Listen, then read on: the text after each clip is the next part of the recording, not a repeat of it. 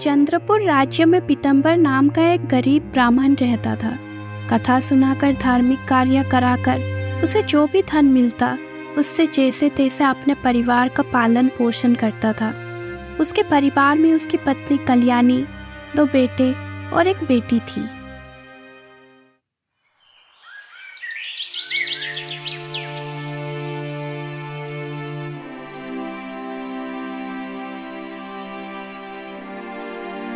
कल्याणी, बेटी सुकन्या का विवाह सर पर आ गया है। अरे घर में एक पैसा भी नहीं है। समझ नहीं आता कि ऐसी हालत में बेटी का ब्याह कैसे करूं। बेटी अमीर की हो या गरीब की, सबकी विवाह हो जाती है जी, तो फिक्र ना करो। हमारे महाराज निर्मल सेन बड़े ही दयालु है। विद्वानों का वो बड़ा ही आदर करते हैं। आप उनके पास जाकर सहायता क्यों नहीं मांगते? अरे नहीं कल्याणी, ये मुझसे नहीं होगा। मैं इस तरह भीख मांगने नहीं जाऊंगा। इसे आप भीख मांगना क्यों कहते हो जी?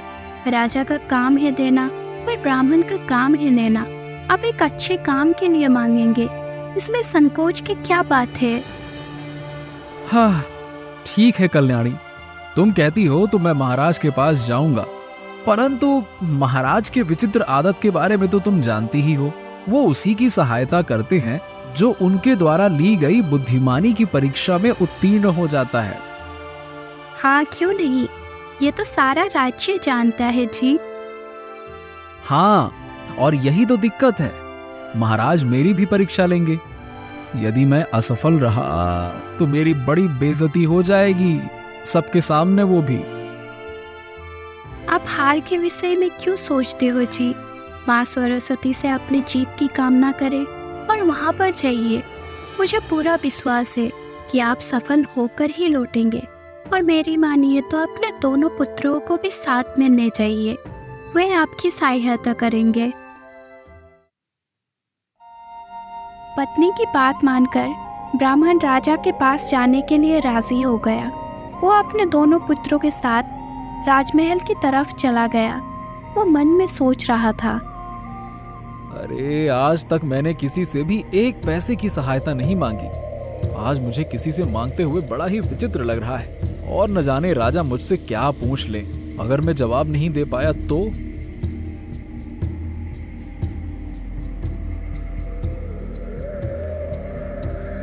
जल्दी ही वो राजमहल में पहुंच गया। प्रहरी ने जाकर राजा को संदेश दिया, महाराज की जय हो। राजमहल के द्वार पर एक निर्धन ब्राह्मण अपने 2 पुत्रों के साथ खड़ा है। वो आपसे मिलना चाहता है महाराज। अच्छा ऐसी बात है, तो जाओ उस ब्राह्मण को भेज दो। ब्राह्मण अपने दोनों बेटों के साथ राजा के सामने उपस्थित हुआ और बोला, प्रणाम महाराज। जी ब्राह्मण देवता, कहिए और आज्ञा कीजिए कि मैं आपकी किस प्रकार सहायता कर सकता हूं। महाराज, मेरी पुत्री के विवाह की तिथि नजदीक आ गई है। घर में दरिद्रता का वास है, इसीलिए आपके पास सहायता मांगने आया हूं महाराज। ठीक है, सहायता करने के लिए हम तैयार हैं। आप ब्राह्मण देवता हैं, आपकी सहायता नहीं करेंगे तो भला किसकी करेंगे? पर इसके लिए आपको बुद्धि की परीक्षा उत्तीर्ण करनी होगी। जी बिल्कुल महाराज, इसके लिए मैं और मेरे पुत्र दोनों तैयार हैं। कहिए महाराज। ठीक है, आप बड़े हैं इसीलिए सबसे पहले आपकी परीक्षा लेता हूं ब्राह्मण देवता। मैं तुम्हें अधूरी कहानी सुनाऊंगा जिसे तुमको सही ढंग से पूरा करना होगा। जी आप कहानी सुनाए महाराज। तो सुनिए ब्राह्मण देवता। एक राजा था। एक दिन वो रात को अपने शयन कक्ष में लेटा हुआ था। तभी उसने अपने सेवकों को बुलाया और कहा, कुछ समय पहले दक्षिण दिशा की ओर से एक पक्षी की आवाज सुनाई दी थी। जाओ और जाकर पता लगाओ कि आखिरकार वो पक्षी है कौन। कौन था वो? जाओ। जो आज्ञा महाराज। सेवक महल से बाहर आया और दक्षिण दिशा की ओर चला गया। वो मन ही मन में सोच रहा था, महाराज भी बड़े ही अजीब हैं। इतनी रात को मैं कैसे पता लगाऊंगा कि आखिरकार उन्होंने कौन से पक्षी की आवाज सुनी थी? क्या ही बोलूं। तभी सेवक को किसी स्त्री की रोने की आवाज सुनाई दी। वो ये आवाज सुनकर आश्चर्य में पड़ गया। वो झाड़ियों के समीप पहुंचा जहां से वो आवाज आ रही थी। तभी उसने देखा कि एक निहत्थे व्यक्ति को 3-4 आदमी मार रहे थे और वो स्त्री खड़ी हुए रो रही थी। अरे, ये लोग इस आदमी को मार क्यों रहे हैं? सेवक ने उस आदमी को बचाने के लिए बाकी तीनों लोगों को ललकार कर कहा, ठहरो दुष्टों, मैं तुम्हें अभी बताता हूँ। सेवक उन बाकी 3 लोगों से भिड़ गया और उनके एक साथी को मार डाला। अपने साथी की ये हालत देखकर बाकी लोग भाग खड़े हुए। हाँ हाँ भैया, हम परदेसी हैं, कहीं ठहरने के लिए जगह ढूंढ रहे थे, तभी इन लुटेरों ने हम पर हमला कर दिया। अगर तुम ना आते तो ये लोग तो हमें मार ही डालते। धन्यवाद भैया, धन्यवाद। हमारी सहायता करो भैया। हाँ ठीक है, चिंता मत करो बहन, ईश्वर जो भी करता है ठीक ही करता है। मैं किसी और काम से निकला था, लेकिन खैर चलो आओ, मैं तुम्हें किसी सुरक्षित स्थान पर पहुंचा देता हूँ, चलो। फिर सेवक उन दोनों को एक धर्मशाला में ले गया और वहां उनके रहने का उचित प्रबंध कर दिया। जब वो सेवक वापस महल में पहुंचा तो राजा ने पूछा, कुछ पता लगा कौन सा पक्षी था वो? अब नहीं महाराज, क्षमा कीजिए। महल से निकलते ही मुझे एक स्त्री की रोने की आवाज सुनाई दी। इसके बाद सैनिक ने सारी बात राजा को बता दी। सारी बात सुनकर राजा को क्रोध आ गया और उसने कहा, तुम्हें जिस काम के लिए भेजा था वो पूरा करके नहीं आए और दूसरे काम में लग गए, इसीलिए हम तुम्हें कारागार में डालते हैं, ले जाओ इसे। राजा के आदेश पर सैनिक को कारागार में डाल दिया गया।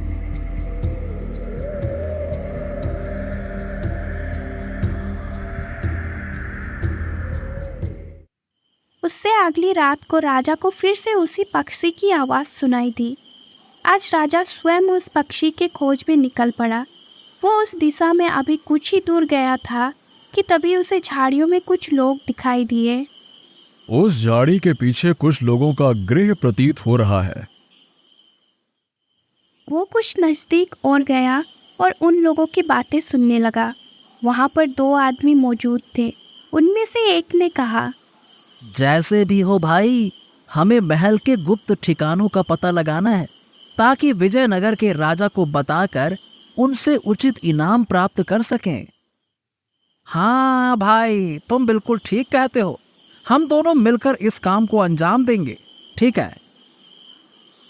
उन दोनों की बातें सुनकर राजा को ये समझते हुए देर न लगी कि वे दोनों शत्रु देश विजयनगर के जासूस थे। राजा ने सोचा, ये तो शत्रु देश विजयनगर के जासूस हैं और हमारे महल में घुसने की योजना बना रहे हैं। इन्हें सबक सिखाना बहुत जरूरी है। ये सोचकर राजा अपने तलवार लेकर उन दोनों पर टूट पड़ा और उन दोनों का वध कर दिया। इसके बाद राजा अपने महल में गया और उसने उसी वक्त अपने सेवक को कारागार से बाहर निकाला और कहा, हम तुम्हें मुक्त करते हैं सेवक।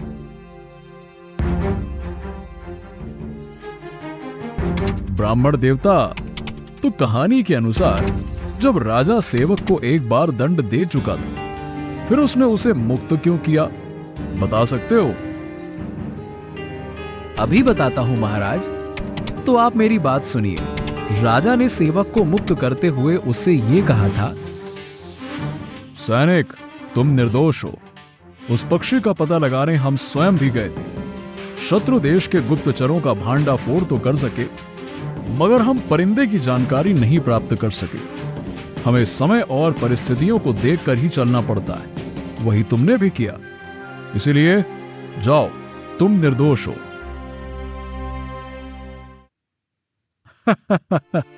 बिल्कुल सही उत्तर ब्राह्मण देवता, आप परीक्षा में सफल हुए। बेटा विजय, अब मैं तुम्हारी भी परीक्षा लेना चाहता हूँ। क्या तुम तैयार हो? हाँ महाराज, मैं तैयार हूँ। आप मेरी परीक्षा ले लीजिए। तो सुनो, खेड़ा गांव का मुखिया हरसुख बहुत ही बुद्धिमान था। वो रोज गांव वालों से नए और अनोखे प्रश्न पूछा करता था। उसी गांव का रहने वाला एक लड़का जिसका नाम बिरजू था, वो उसके हर प्रश्न का बड़ी ही सूझबूझ से उत्तर देता था।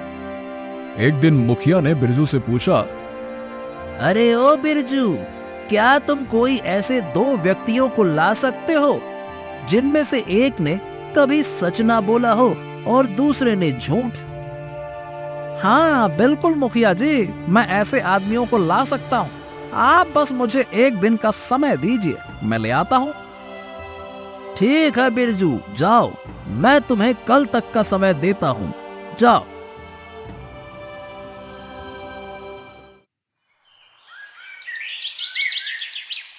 अगले दिन बिरजू मुखिया के सामने उपस्थित हुआ। ए बिरजू, क्या तुम उन लोगों को ले आए? जी मुखिया जी। लेकिन बिरजू, तुम्हारे साथ तो एक ही आदमी दिखाई दे रहा है, दूसरा कहाँ है? क्षमा कीजिए मुखिया जी, आपके प्रश्न के मुताबिक दोनों व्यक्तियों के गुण इस आदमी में ही मौजूद हैं। कहीं तुम पागल तो नहीं हो गए बिरजू? इतनी कहानी कहकर राजा निर्मल सेन ने कहा, युवक, क्या तुम बता सकते हो कि बिरजू अपनी बात पर क्यों अड़ा हुआ था? महाराज, बिरजू ने मुखिया से सही कहा था, उसने मुखिया को बताया था। नहीं, मैं बिल्कुल ठीक हूं मुखिया जी। इस आदमी ने आज तक ना तो झूठ बोला है और ना ही सच बोला है, क्योंकि ये जन्म से ही गूंगा है। वाह बिरजू वाह! तुम्हारे जवाब से मैं बहुत ही प्रसन्न हुआ। बढ़िया बढ़िया।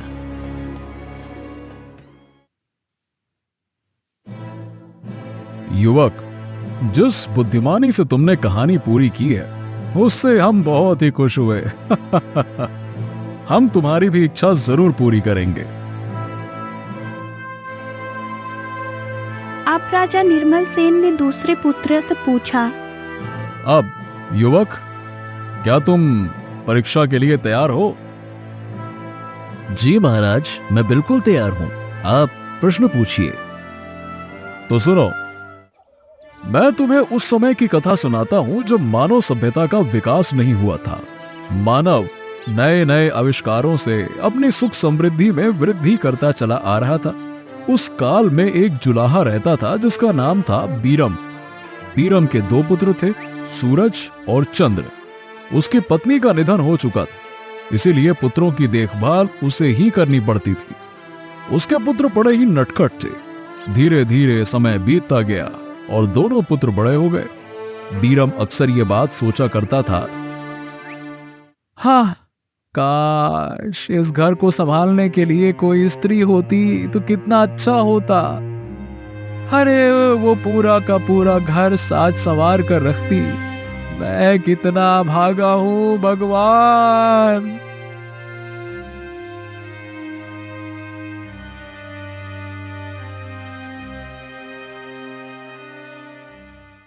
बीरम भाई, सुना है तुम्हारे पुत्र जो हैं वो विवाह योग्य हैं?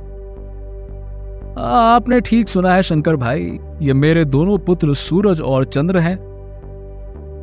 बीरम भाई, फुलवा और चमेली नाम की मेरी विवाह योग्य 2 पुत्रियां हैं। मैं चाहता हूं कि आप उनका रिश्ता स्वीकार कर ले हैं? हाँ, नेकी और पूछ मुझे रिश्ता स्वीकार है। इस तरह से बीरम के दोनों बेटों की शादी हो गई।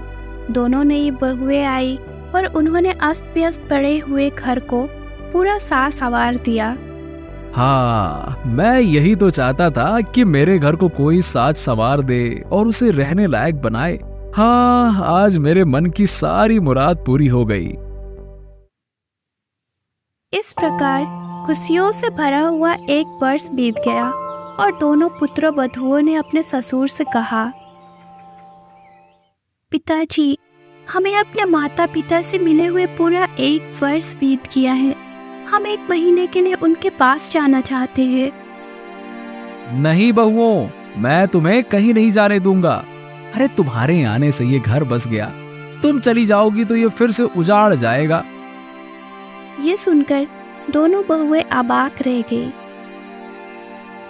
कुछ दिन बीते तो दोनों बहुएं आपस में फिर से एक बार सलाह करने लगी। एक ने दूसरी से कहा, फुलवा बहन, हमें ससुर जी से पुनः माता पिता के पास जाने के लिए आज्ञा मांगनी चाहिए। कुछ दिन पहले हमने इजाजत मांगी तो थी, उन्होंने साफ मना कर दिया था। उनका ससुर उन दोनों की ये बातें सुन रहा था। उसने मन ही मन में सोचा, मुझे दोनों बहुओं को जाने से रोकना चाहिए। मैं उन्हें कुछ अद्भुत और असंभव उपहार लाने को कहूंगा। वो नहीं ला सकेंगे और फिर वो अपने माता पिता के पास नहीं जाएंगे। उसने दोनों बहुओं को बुलाया और बोला, तुम दोनों अपने मायके जा सकती हो। क्या सच पिताजी? हाँ हाँ हाँ, बिल्कुल जा सकती हो, परंतु मेरी एक शर्त है और वो ये है, फुलवा बहू, तुम्हें अपने मायके से कागज में आग और चमेली, तुम्हें कागज में हवा लानी होगी। अच्छा पिताजी। मायके जाने की खुशी के कारण दोनों बहुओं ने उपहार के विचित्रता और मुश्किल पर ध्यान ही ना दिया। एक बात और ध्यान रखना, अगर तुम दोनों ये उपहार ना लाई तो इस घर की ओर कभी रुख भी नहीं करना, फिर पलटकर देखना भी नहीं। जी पिताजी।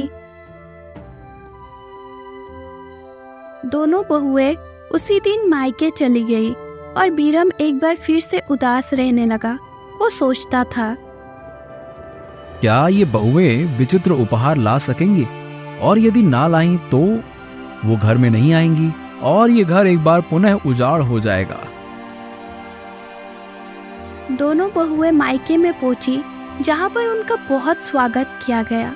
मायके में 1 महीना कब बीत गया पता ही ना चला। तब फुलवा ने अपने माँ से कहा, माँ, हम ससुर जी से 1 महीने की अनुमति लेकर आए थे। अब हमारे वापस लौटने का समय हो गया है, परंतु एक समस्या है। मुझे तो ससुराल एक कागज में आग लेकर जानी है माँ। ये क्या कह रही है तू भला? कोई कागज में आग ले जा सकता है? कागज जल नहीं जाएगा। अरे माँ, मुझे तो कागज में हवा लेकर जानी है। ये क्या अंत संत बक रही हो तुम दोनों? हम ठीक कह रहे हैं माँ। ये उपहार लेकर ही हम ससुराल में प्रवेश कर सकती है, अन्यथा नहीं। ओ, ऐसी बात है। उस समय तो हमने उपहार के विचित्र पर ध्यान ही नहीं दिया, पर अब महसूस हो रहा है कि बिना सोचे समझे हमें ससुर जी को हाँ नहीं कहनी चाहिए थी। तुम दोनों ने तो मुझे धर्म संकट में डाल दिया है। ऐसा कागज वाला कहाँ मिलेगा? कुछ भी करो माँ, पर हमारी समस्या का हल करो।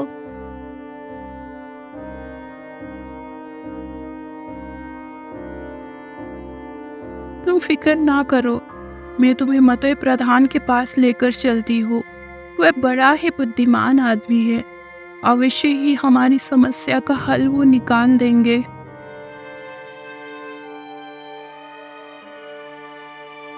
वे सभी मतय प्रधान के पास पहुंचे।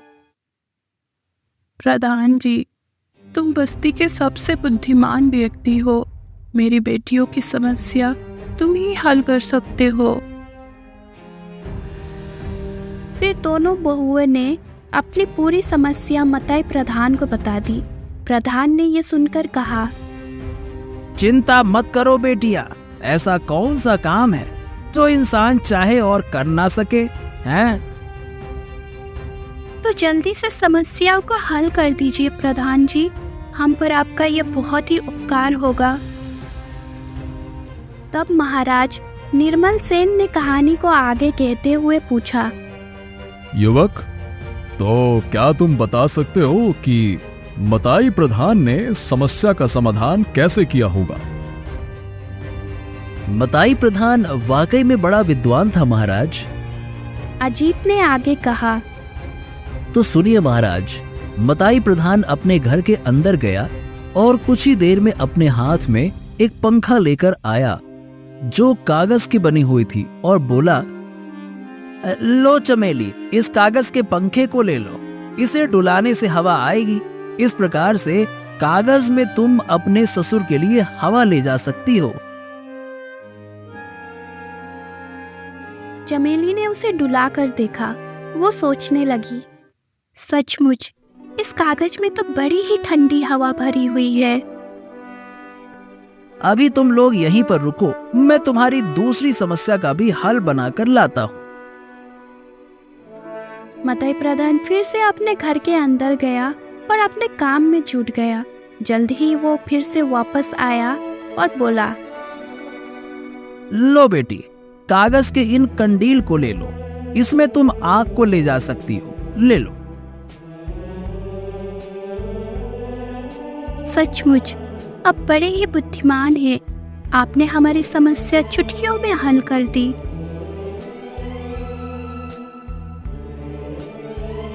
दोनों बहनें कागज का बना हुआ पंखा और कागज का बना हुआ कांडील लेकर अपने ससुराल में आ पहुंची और उनके आते ही उनके ससुर ने पूछा, क्या तुम मेरे दोनों उपहार लेकर आई हो? हाँ पिताजी, ये कागज का कंडील है।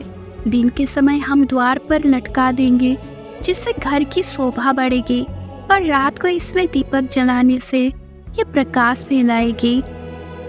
तब चमेली ने कागज का पंखा दिया और कहा, पिताजी, इसे आप अपने चेहरे के पास डुला कर देखें। ओह, इससे तो बहुत ही अच्छी हवा आ रही है बहू, ये पंखा केवल हमारे परिवार को ही सुख नहीं देगा, बल्कि दुनिया भर में प्रचलित होकर लोगों को सुख देगा। बेटियों, तुम बहुत ही मूल्यवान उपहार लाई हो, पर तुम दोनों इन उपहारों से भी ज्यादा मूल्यवान हो। मैं तुमसे बहुत ही खुश हुआ और जब चाहे तुम अपने मायके जा सकती हो। इतनी कहानी कहकर अजीत चुप हो गया। तब महाराज ने कहा, युवक, तुमने बड़े ही उत्तम ढंग से कहानी पूरी की। तुम भी हमारी कसौटी पर बिल्कुल खरे उतरे हो। धन्यवाद महाराज, धन्यवाद। ब्राह्मण देवता, तुम और तुम्हारे पुत्र दोनों ही अत्यंत विद्वान हैं, बुद्धिमान हैं। तुम्हारी बेटी का विवाह खूब धूमधाम से किया जाएगा, परंतु मेरी एक शर्त है। अब क्या अभी भी कोई शर्त बाकी है महाराज? हाँ ब्राह्मण देवता, मैं अपनी दोनों बेटियों का विवाह तुम्हारे बेटों के साथ करना चाहता हूँ, यानी तुम्हें समधी बनाना चाहता हूँ। ये आप क्या कह रहे हैं महाराज? अरे कहाँ राजा भोज और कहाँ गंगू तेली? ऐसा कुछ नहीं है, ये सब हमने बहुत ही सोच समझकर निर्णय लिया है। ब्राह्मण देवता, तुम इसकी चिंता ना करो।